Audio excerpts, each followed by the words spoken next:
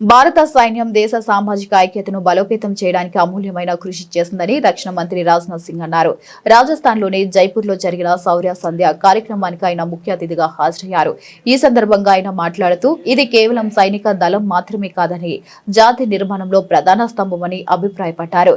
ప్రజల అంచంచల విశ్వాసం సైన్యం యొక్క గొప్ప బలమని, ఈ విశ్వాస బంధం జాతీయ భద్రతా చట్టానికి పునాదని చెప్పుకొనొచ్చారు. మన సైనికులు త్యాగాలు వృధా కాకుండా దేశ ఐక్యత మరియు సమగ్రతను కాపాడుకోవడం మన కర్తవ్యమని, దేశ పురోగతిని తోడ్పడడం కూడా మన కర్తవ్యమని తెలిపారు. ఎందుకంటే సంపన్నమైన మరియు శక్తివంతమైన దేశం మాత్రమే తన సైన్యాన్ని బలోపేతం చేయగలిగిందన్నారు. दुनिया की जो स्थिति चल रही है उससे हम सभी वाकिफ हैं। हम एक ऐसे दौर से गुजर रहे हैं जहां स्थापित धारणाएं, इस्टेब्लिश्ड नोशंस या टूट रहे हैं या तोड़े जा रहे हैं। दुनिया अनसर्टेनिटी के दौर से गुजर रही है। ऐसे में यह बात तो पूरी तरह से स्पष्ट है कि सेनाओं का मजबूत रहना तथा सेनाओं का मॉडर्नाइज और आत्मनिर्भर रहना किसी भी देश के अस्तित्व के लिए जितना आज महत्वपूर्ण हो चुका है उतना पहले कभी नहीं रहा है। ऐसी स्थिति में सेनाओं का मजबूत रहना यह सर्वोपरि है।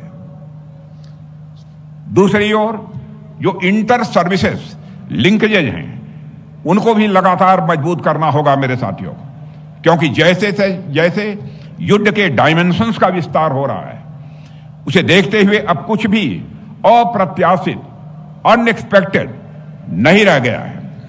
जिन बातों को पहले सिर्फ एक साधारण आर्थिक गतिविधि, इकोनॉमिक एक्टिविटी के रूप में देखा जाता था, स्ट्रेटजी के तहत आज उनका भी महत्व बहुत बढ़ गया है।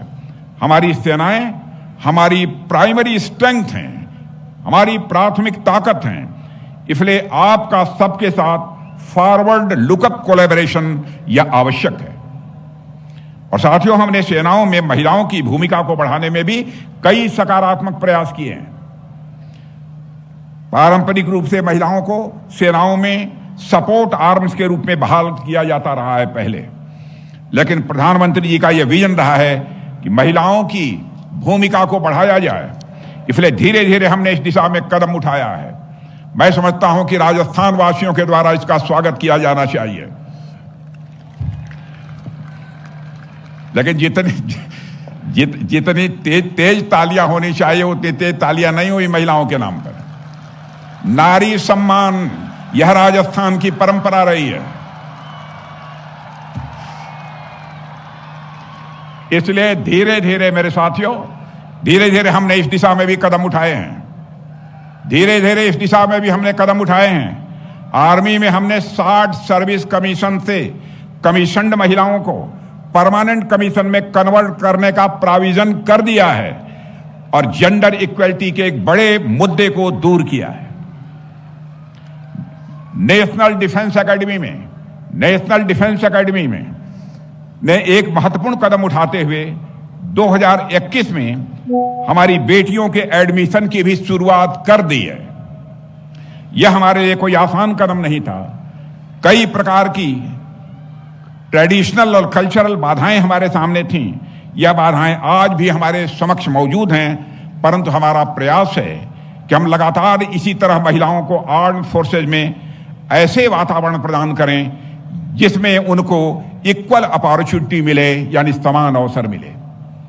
मेरे साथियों, मैं थल सेना दिवस के इस अवसर पर सेना में आने की इच्छा रखने वाले, मैं समझता हूं यहां बहुत सारे जो युवा बैठे हैं उनमें से बहुत नौजवानों की यह इच्छा होगी। इसलिए मैं यह बात कह रहा हूं कि थल सेना दिवस के इस अवसर पर सेना में आने की इच्छा रखने वाले सभी युवाओं से भी एक विशेष अपील करना चाहता हूं। सेना में होना दूर से देखने पर भले ही एक नौकरी जैसा लगता है, लेकिन वास्तव में यह एक नौकरी से कहीं ज्यादा बढ़कर है। यदि आपके अंदर देश के प्रति प्रेम है, यदि आप चुनौतियों से लड़ना चाहते हैं, यदि आप अपने व्यक्तित्व को मजबूत करना चाहते हैं, तो सेना आपके लिए सर्वोत्तम क्षेत्र है। यह मैं राजस्थान के नौजवानों से कहना चाहता हूं। और मेरे साथियों, सेना में जाने के लिए केवल शारीरिक बल ही पर्याप्त नहीं है। मेंटल कैपेसिटी, मानसिक क्षमता, मॉरल करेज, नैतिक साहस, डिसीजन मेकिंग एबिलिटी, निर्णय लेने की योग्यता, क्षमता और लीडरशिप या नेतृत्व जैसे गुणों की भी आवश्यकता होती है।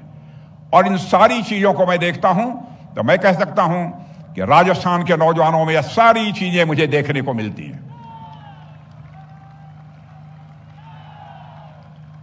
और आप इन गुणों को विकसित करें। आप सभी अपने शिक्षा पर भी ध्यान दें, खेलों में भाग लें, लेकिन अनुशासन में रहें। देश के प्रति अपनी जिम्मेदारी को आप समझें। सेना आपको वह सब कुछ दे सकती है जो एक नौजवान चाहता है। आपको यहां एडवेंचर भी मिलेगा। सैनिकों की तो डेली लाइफ ही अपने आप में एक एडवेंचर है। आपको यहां सम्मान भी मिलेगा, देश सेवा का अवसर भी मिलेगा और आपको एक उज्जवल भविष्य भी मिलेगा। मेरे साथियों, आज का दिन देश के लिए भी एक गर्व का दिन है, लेकिन गर्व के साथ साथ नागरिकों की कुछ जिम्मेदारी भी बनती है। हमारे सैनिकों ने हमारे लिए जो कुछ भी किया है उसके प्रति हमारा कर्तव्य है कि हम उनके परिवारों का ध्यान रखें, ख्याल रखें। हमारा कर्तव्य है कि हम राष्ट्र की एकता और अखंडता को बनाए रखें ताकि हमारे सैनिकों का बलिदान किसी भी सूरत में व्यर्थ न जाने पाए। हमारा कर्तव्य है कि हम देश की प्रगति में योगदान दें, क्योंकि एक समृद्ध और शक्तिशाली राष्ट्र ही अपनी सेना को सबल बना सकता है। हमारी सरकार भी सैनिकों के प्रति अपनी इस जिम्मेदारी को अच्छी तरह समझती है।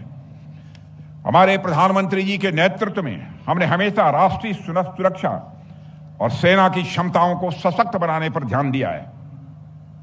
आमतौर पर किसी भी गवर्नमेंट एक्सपेंडिचर से पहले, सरकारी खर्च से पहले कई लेवल्स पर यह परखा जाता है कि जो संसाधन की रिसोर्सेज की आवश्यकता क्यों है, उसका उपयोग कहां होगा और कितना आवश्यक है। लेकिन जब बात भारतीय सेना की आती है तो देश की सुरक्षा को सर्वोपरि मानते हुए सेना की मजबूती के लिए कोई भी आवश्यक खर्च करने से पहले कभी संकोच नहीं किया जाता है। हमारी प्रतिबद्धता, हमारा कमिटमेंट केवल वर्तमान में सेवारत जवानों तक ही सीमित नहीं है, बल्कि उन वेटरन्स तक भी उतनी ही गहरी है जिन्होंने अपने जीवन के अमूल्य वर्ष राष्ट्र की सेवा को समर्पित किए। जो कुछ भी सरकार हमारे वेटरन्स के लिए करती है, मैं समझता हूं कि वेटरन्स के ऊपर कोई एहसान नहीं है, बल्कि सरकार अपने कर्तव्य का, अपनी जिम्मेदारी का वह निर्वाह करती है। मेरे बहनों भाइयों,